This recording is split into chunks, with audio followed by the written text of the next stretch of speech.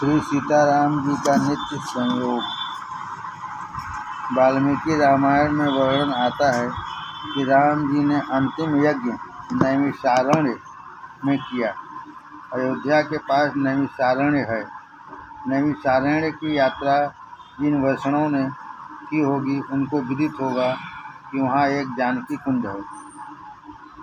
वहाँ के साधु ऐसा बतलाते हैं कि श्री सीता माता धरती में यहीं समाई थी और उनके स्मरण स्वरूप इस कुंड का नाम जानकी कुंड है। माता जी यहीं लीन हुई हैं। श्री रामचंद्र जी के यज्ञ का निमंत्रण वाल्मीकि जी को भी गया था। वाल्मीकि ऋषि की बहुत इच्छा थी कि किसी भी प्रकार से राम जी मान जाएं और सीता जी को घर में रखें। श्री सीता राम जी स्वर्ण सिंहासन पर एक साथ विराजें और मैं दर्शन करूं।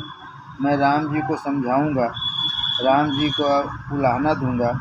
बहुत दिन हो गए, अब मुझे यह रहस्य सभा में प्रकट करना है। एक दिन दरबार भरा हुआ था। उस दरबार में वाल्मीकि जी ने भाषण दिया। बहुवर्ष सहस्त्राणि तपश्चर्या मया कृता, मनसा कर्मणा वाचा भूतपूर्व न किल्बिषम्। 60,000 वर्ष तक मैंने तपश्चर्या की है।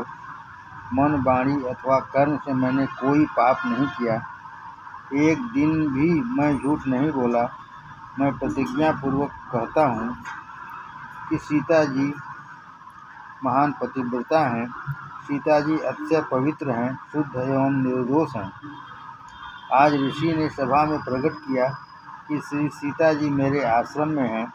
रामराज्य में प्रजा बहुत सुखी है। जितना अधिक सुख रामराज्य में प्रजा को मिलता है उतना स्वर्ग में देवताओं को भी नहीं मिलता। परंतु लोगों को धिक्कार है कि वे ऐसे श्री राम जी के सुख का तनिक भी विचार नहीं करते। जिन राम जी के राज्य में तुम्हें इतना महान सुख मिला है, उन राम जी की क्या स्थिति है। अकेले श्री राम राजमहल में रहते हैं, अकेली सीता जी मेरे आश्रम में हैं। यह तुम लोगों को कैसे सहन हो रहा है।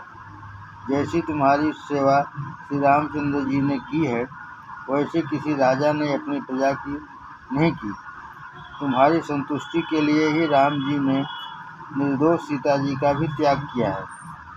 आज मैं प्रतिज्ञा पूर्वक कहता हूँ, यदि सीता जी महान पतिव्रता न हो तो मेरी 60,000 वर्ष की तपस्या व्यर्थ हो जाए। श्री सीता जी महान पतिव्रता न हो तो मैं नरक में पड़ूं, मेरी दुर्गति हो।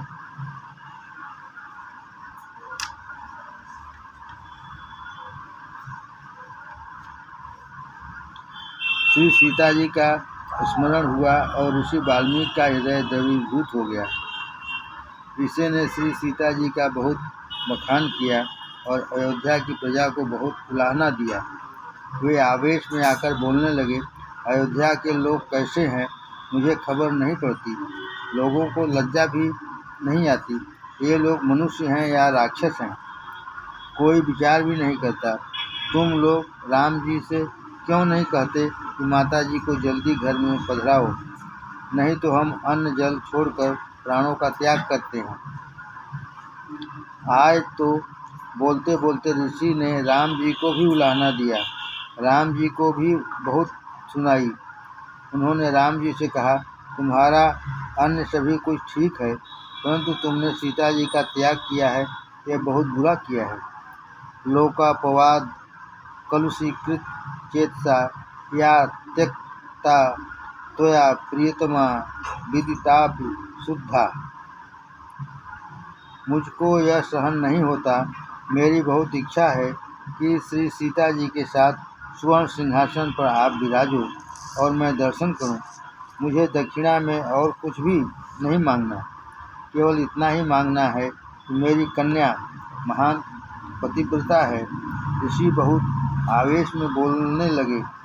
उस समय राम जी सिंहासन से उठकर दौड़ते हुए गए, वाल्मीकि जी के चरण पकड़े और ऋषि के चरणों में माथा नवाया। कहा, मैं जानता हूँ कि वे महान पतिव्रता हैं, निर्दोष हैं। परंतु गुरुजी, मैं क्या करूं? मेरा दोष नहीं। अयोध्या के लोग चाहे जैसा बोलते हैं, कितनों ही के मन में शंका है। लंका में उन्होंने अग्नि में परीक्षा दी थी, परंतु अयोध्या की प्रजा को विश्वास नहीं आता। श्रेयम लोक भयाद ब्रह्मन् पापी सती पुरा सीता मया परित्यक्ता भवाम स्तंक्षन्तु मर्हति। मेरे चरित्र के विषय में लोगों को शंका होती है। प्रजा को शुद्ध चरित्र का आदर्श बताने के लिए मेरी इच्छा न होते हुए भी मैंने सीता का त्याग किया है। सीता जी के पातिव्रत्य का मुझे तो विश्वास है, परंतु अयोध्या के लोगों को विश्वास होना चाहिए। मेरी बहुत इच्छा है कि एक बार सीता जी दरबार में पधारें और अयोध्या की प्रजा को विश्वास हो सके, ऐसा कोई उपाय बतावें। इसके पश्चात मैं सीता जी को घर में लाऊं। वाल्मीकि जी आश्रम में आते हैं और सीता जी को समझाते हैं, बेटी, आज राम जी के साथ बहुत बातें हुई और प्रभु ने तो ऐसा कहा कि मेरी बहुत इच्छा है कि एक बार वे दरबार में आवें। बेटी, तुम जाओगी तो मैं तुम्हारे साथ रहूँगा। ऋषि सीता जी को समझाते हैं। सीता जी बहुत व्याकुल हुई। उन्होंने दोनों हाथ जोड़कर कहा, पतिदेव की आज्ञा का पालन करना मेरा धर्म है। प्रभु ने मेरा त्याग किया, यह उचित ही था, और आज मुझे दरबार में बुलाते हैं, यह भी उचित है। जो कुछ भी वे करते हैं वह सब उचित है। उनकी इच्छा है तो मैं दरबार में आऊँगी। वाल्मीकि जी रामचंद्र जी के पास आए और कहा, महाराज, श्री सीता जी दरबार में पधारेंगी, इसके लिए दिन निश्चित करें। दिन नियत किया गया। दरबार भरा हुआ था। देवता और ऋषि दरबार में आए हुए हैं। अयोध्या की प्रजा दौड़ रही है। सभी को सीता जी का प्रभाव देखने की इच्छा है। वाल्मीकि जी सीता जी को दरबार में लेकर आते हैं। श्री सीता माँ वाल्मीकि जी के पीछे पीछे चल रही हैं। नज़र धरती पर है। श्री सीता माँ किसी पर दृष्टि नहीं डालती। माँ ने दोनों हाथ जोड़ रखे हैं। वे जगत को वंदन कर रही हैं। माँ ने काषाय वस्त्र पहन रखे हैं। सौभाग्य अलंकार के अलावा दूसरा कोई श्रृंगार नहीं है। श्री राम के वियोग में सीता जी ने अन्न का सेवन नहीं किया था। श्री राम के वियोग में सीता जी ने अन्न का सेवन नहीं किया था। माँ का श्रीअंग इससे अतिशय दुर्बल दिख पड़ता है।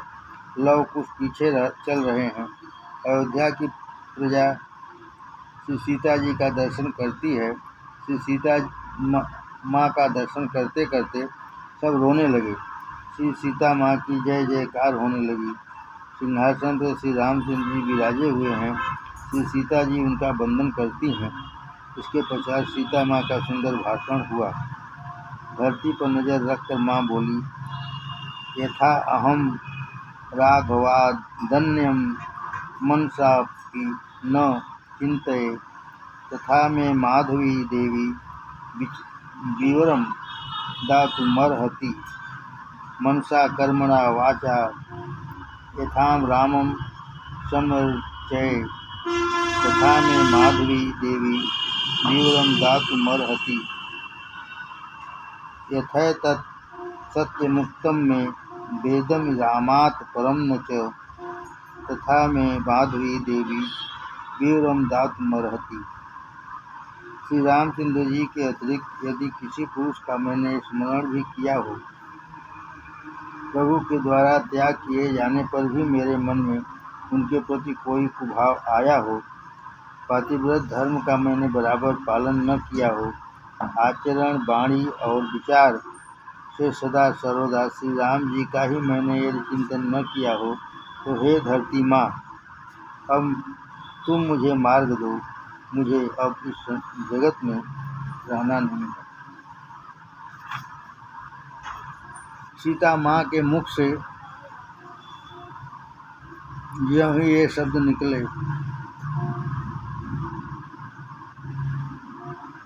त्यों ही वहाँ एकाएक धड़ाका हुआ, धरती फट गई। शेषनाग के फण के ऊपर सुवर्ण का सिंहासन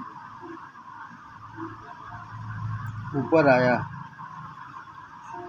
श्री भूदेवी ने श्री सीता माँ को उठाकर सिंहासन पर पधराया और कहा, यह जगत अब तुम्हारे रहने योग्य नहीं है। लोगों को सम्मान देना आता ही नहीं। ज्यों ही सीता जी सिंहासन पर विराजी, लव कुश बहुत घबरा कर दौड़ते हुए गए और बोले, हमारी माँ कहाँ जाती हैं? हम तो मात्र 7-8 वर्ष के बालक हैं। माँ ने बलैया ली और कहा,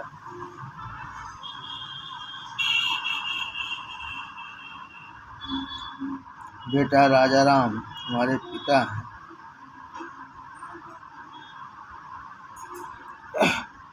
तुम अब अपने पिता की सेवा करना। तुम्हारी माँ जाती है। सब देखते ही रह गए। एक क्षण में सिंहासन के साथ श्री सीता जी अदृश्य हो गई, धरती में लीन हो गई।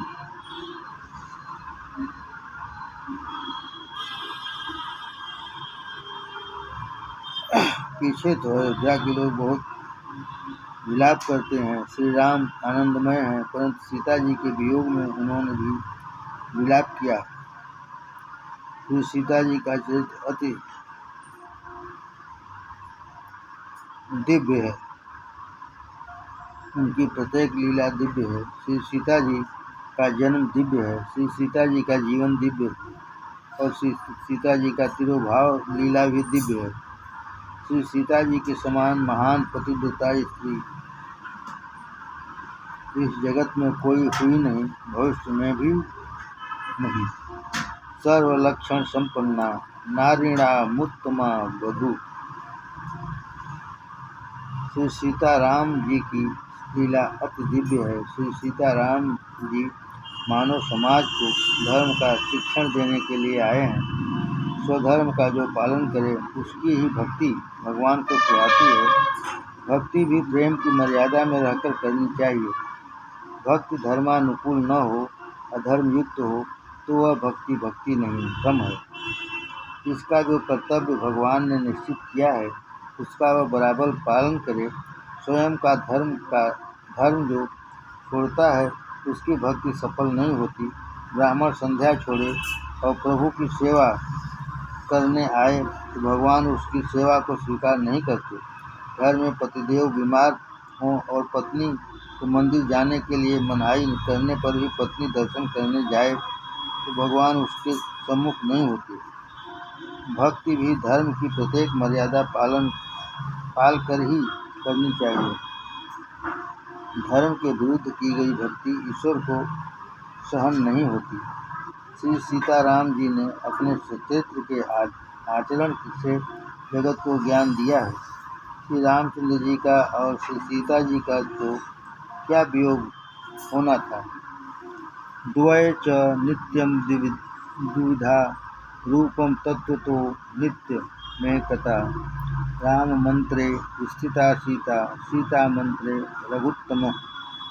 गिरा अरत जल बीच सम, कहियत भिन्न न भिन्न। बंदों सीता राम पर, जिन्हें परम प्रिय खिन्न। श्री सीताराम जी स्वर्ण सिंहासन पर सर्वकाल में विराजे हुए हैं। वे अविनाशी हैं, वे नित्य दंपत्ति हैं। उनका नित्य संयोग है, वियोग तो कभी उनका होता ही नहीं। वैष्णव जन सतत श्री सीताराम जी का दर्शन करते रहते हैं। वाम भाग शोभति अनुकूला, आदिशक्ति छवि निधि जगमूला। श्री राम श्री राम श्री राम राम धरणीधर राम राम। श्री राम राम करुणाकर राम राम। श्री राम राम मनुजाकृत राम राम। श्री राम राम कमलापति राम राम।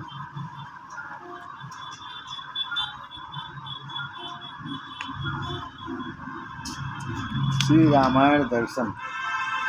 चरितम रघुनाथस्य शतकोटि प्रविस्तरम् एकैकं एकैकमक्षरं पुंसां महापातकनाशनम।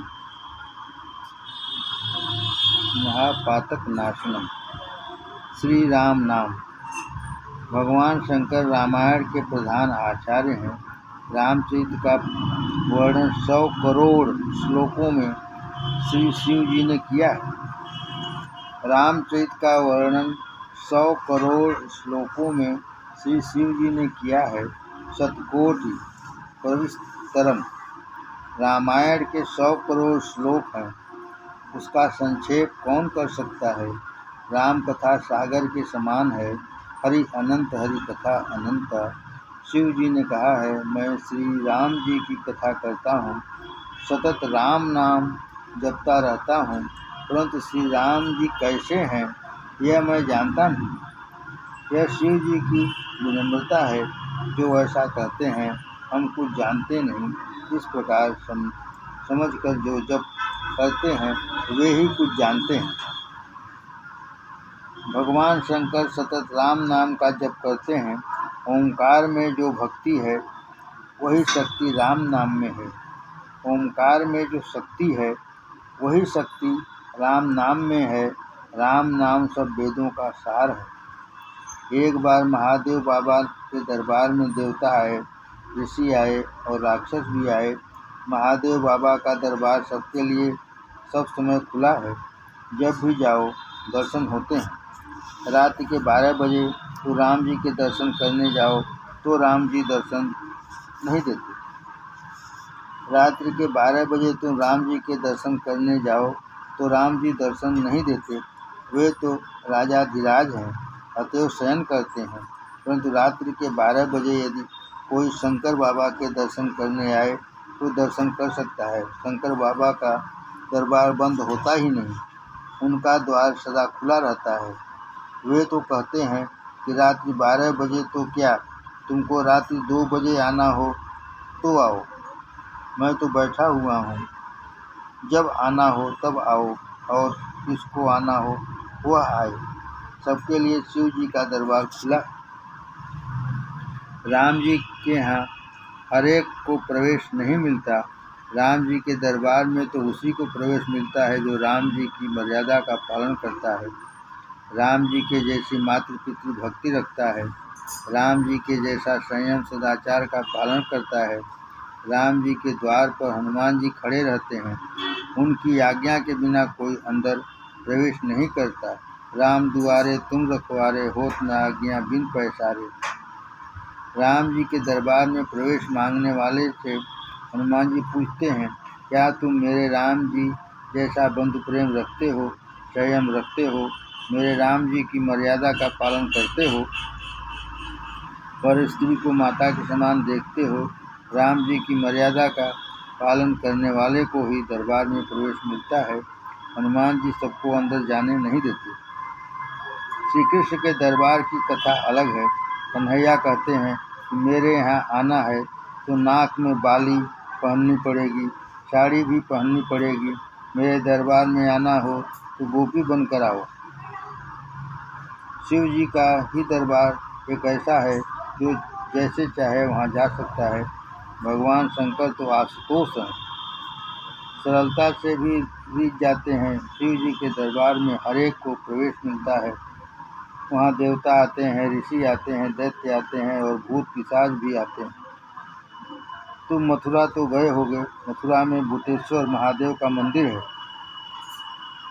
वहाँ के ब्राह्मण ऐसा कहते हैं कि वहाँ सारे दिन तो देवता ऋषि पूजा करते हैं, परंतु रात्रि 11 बजे पीछे वहाँ भूत आते हैं और शिव जी की आराधना करते हैं। भगवान शंकर तो सबके स्वामी हैं, जीव मात्र के ऊपर इनकी कृपा दृष्टि है। शिव जी का दरबार सबके लिए खुला न होता तो बेचारे भूत पिशाच कहाँ जाते। शिव जी के दरबार में देवता और ऋषि रामायण मांगने आए। शिव जी के दरबार में देवता और ऋषि रामायण मांगने आए। वहाँ राक्षस भी आए और उन्होंने कहा, महाराज हमको रामायण का पाठ करना है, तो आप हमको रामायण दो। राक्षस भी रामायण का पाठ करते हैं, परंतु आजकल के मनुष्य रामायण का पाठ करते नहीं। कितने ही लोग उपन्यास श्रृंगार की कथा बहुत पढ़कर मन को बिगाड़ते हैं, जीवन को बिगाड़ते हैं।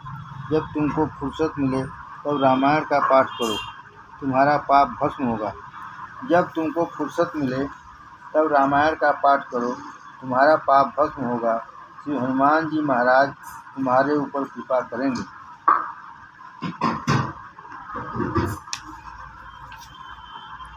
राक्षसों को भी श्री राम अच्छे लगते हैं। श्री राम का वर्णन देवता और ऋषि ही करते हों ऐसा नहीं, राक्षस भी उनकी प्रशंसा करते हैं। रावण भी श्री राम जी का बखान करता है। यह प्रसंग पहले आ चुका है। राक्षसों को भी रामायण रुचिकर है, वे भी रामायण पाठ करते हैं। सब मिलकर भगवान नीलकंठ के पास आए और बोले कि महाराज हमको रामायण दो। रामायण के श्लोक हैं 100 करोड़ और लेने वाले हैं 3 देवता, दैत्य और ऋषि। शिव जी ने श्लोकों का समान बंटवारा किया तो हर एक के भाग में 33 करोड़ 33 लाख 33,000 333 श्लोक आए। कुल 99 करोड़ 99 लाख 99,999 श्लोक वितरित हुए। उन 100 करोड़ में से एक श्लोक बाकी बचा। यह जो एक श्लोक बचा हुआ था उसको भी तीनों मांगने लगे।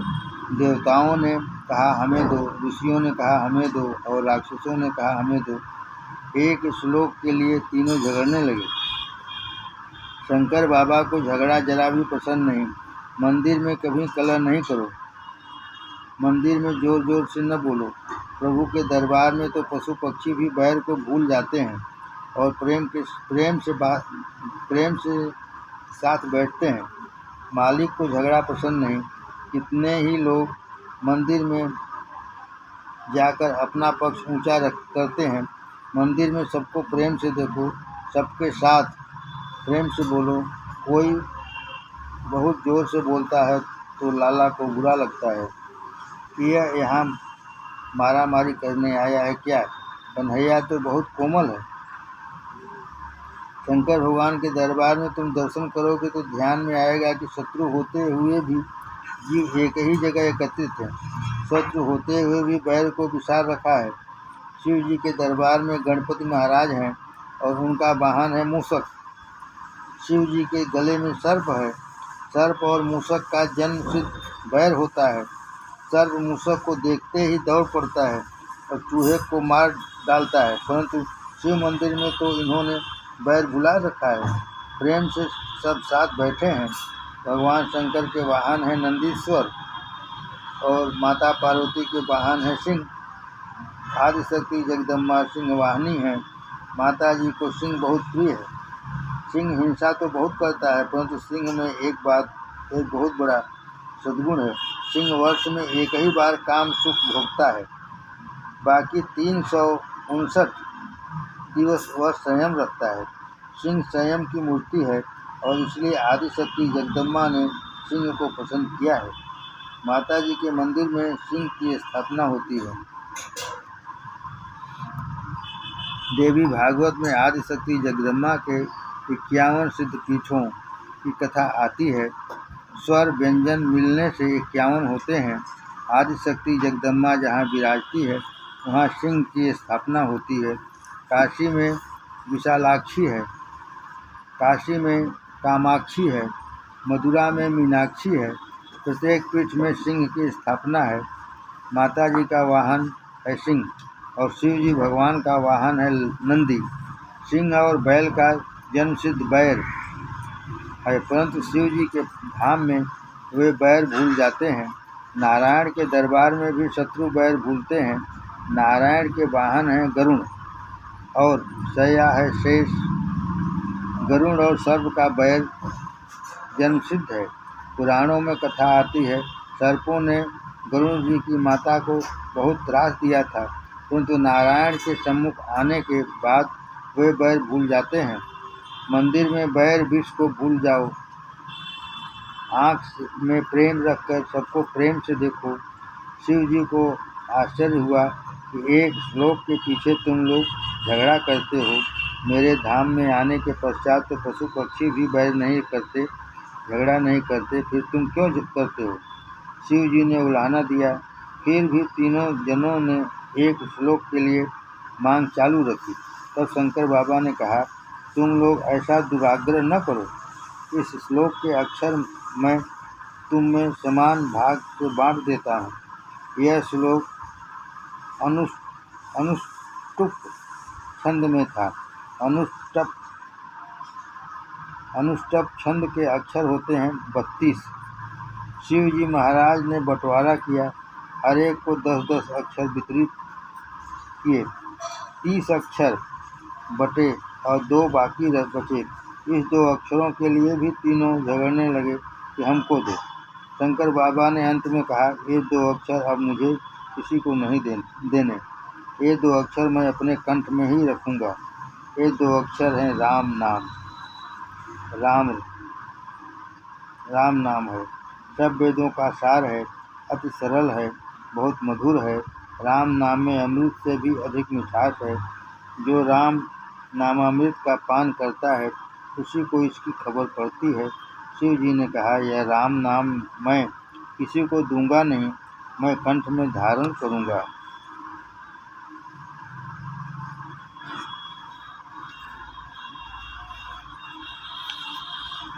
शिव जी के कंठ में राम नाम है, इसलिए शिव जी विष भी पी गए। यह विष भी अमृत बन गया। नाम प्रभाव जान शिवनी को, कालकूट फल दिन अमी को। जो संसार में आता है उसको जहर तो पीना ही पड़ता है। तुम्हारा पुत्र तुम्हारा कहा न करे और सामने उत्तर दे तो तुमको जहर जैसा लगेगा। प्रतिकूल परिस्थिति ही जहर है। तुम्हारी कोई निंदा करे तो तुमको जहर जैसा लगेगा। संसार में निंदा, व्याधि, अपमान इत्यादि जहर हैं। जब जब जीवन में दुख आवे, जहर पीने का प्रसंग आवे, तब तब राम नामामृत का पान करना, राम नाम का जप करना, जिससे जहर भी अमृत बन जाएगा। भगवान शंकर तो हर समय राम नाम कंठ में रखते हैं, राम राम राम करते हैं। तुम राम राम नहीं परंतु श्री राम इस तरह श्री के साथ राम नाम लेना। शंकर बाबा को तो लक्ष्मी जी की जरूरत नहीं है, इसलिए श्री को छोड़कर अकेले राम नाम को पकड़ रखा है, परंतु हमें लक्ष्मी की बहुत ज़रूरत रहती है, इसलिए हमें केवल राम राम न करके श्री राम रखना चाहिए। श्री शब्द का अर्थ होता है लक्ष्मी, श्री शब्द का अर्थ होता है श्री सीता जी। राम नाम में दिव्य शक्ति है। राम नाम की महिमा का कौन वर्णन कर सकता है। श्री राम राम जपता सब कष्ट जाए, श्री राम नाम भजताम सुख सर्व थाय। परमात्मा के नाम के साथ प्रीत करोगे तो धीरे धीरे जीवन सुधरेगा, मन की शांति मिलेगी, तुम्हारा कल्याण होगा। परमात्मा के नाम में प्रीति न हो तब तक संसार की आसक्ति छूटती नहीं, संसार का मोह छूटता नहीं। प्रभु के नाम में सतत रचे पचे रहो। नाम जहाँ है वहाँ किसी न किसी दिवस स्वरूप भी प्रकट होगा। संसार में रहकर मन की पवित्रता जाननी हो तो परमात्मा के नाम के साथ प्रीत करो।